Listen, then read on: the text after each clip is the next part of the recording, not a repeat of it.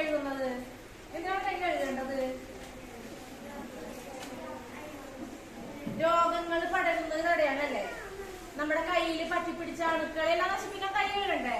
അതുപോലെ തന്നെ ഇപ്പൊ ഒരുപാട് രോഗങ്ങളില്ലേ, ഇപ്പൊ കൊറോണ വൈറസ് ആയിക്കോട്ടെ, പനി, ചുമ, ഇത്തരം രോഗങ്ങളൊക്കെ പ്രധാനമായിട്ട് എങ്ങനെയാണ് പകരുന്നത്?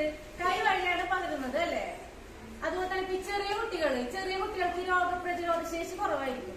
അപ്പൊ നമ്മൾ ഈ കയ്യിൽ അണുക്കളൊക്കെ ആയിട്ട് കുട്ടികൾ തൊട്ടവർക്ക് പെട്ടെന്ന് അസുഖം പിടിപ്പെടും.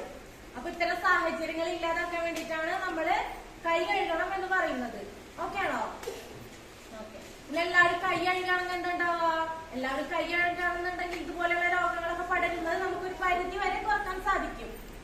നമ്മൾ എപ്പോഴൊക്കെയാണ് കഴിച്ചതിന് ശേഷം, പിന്നെ ടോയ്ലറ്റിൽ പോയി വന്നതിന് ശേഷം, നമ്മള് കളിക്കാനൊക്കെ പോയി വരുമ്പോ, കളി കഴിഞ്ഞ് വരുമ്പോ, പിന്നെ ഹോസ്പിറ്റലൊക്കെ പോയി വരുമ്പോ നമുക്ക് കൈ കഴുകണ്ടേ? വേണം. പിന്നെ മൃഗങ്ങളൊക്കെ തൊട്ട് കഴിഞ്ഞാൽ അല്ലെ, മൃഗങ്ങളെ തൊട്ട് കഴിഞ്ഞാൽ നമ്മുടെ കൈമേശം മണുക്കൾ വരാം. അപ്പൊ നമുക്ക് കൈ കഴുകണ്ടേ? കഴുകണം.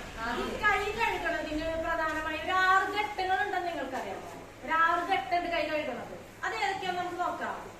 നനയ്ക്കുക, എന്നിട്ട് എന്ത് വേണം? സോപ്പ് പതപ്പിക്കണം. എന്ത് വേണം? ഒഴുകുന്ന വെള്ളത്തിൽ കൈ നനച്ച് സോപ്പ് പതപ്പിക്കണം. അതിനുശേഷം എന്ത് വേണം? കൈവെള്ളങ്ങൾ കൂട്ടിത്തിരുമ്മി. കൈവെള്ളം ഉണ്ടല്ലോ, കൈവെള്ളം, അത് രണ്ടും കൂട്ടിത്തിരുമണം. നമ്മൾ സോപ്പ് തേച്ചതിന് ശേഷം കൈവെള്ളം കൂട്ടിത്തിരുമണം. ഓക്കെ ആണോ? എന്നിട്ട് കൈകളുടെ പിറകുവശവും വിരലുകൾക്കിടയിലും നമ്മൾ വൃത്തിയാക്കണം. ഓക്കെ.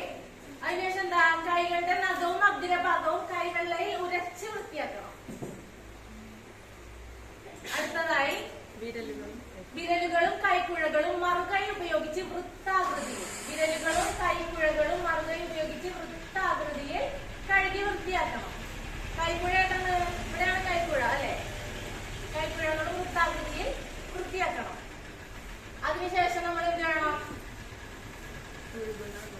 ഒഴുകുന്ന വെള്ളത്തിൽ നമ്മുടെ കൈകൾ കഴുകി വൃത്തിയാക്കണം. എന്നിട്ട് ഇങ്ങനത്തെ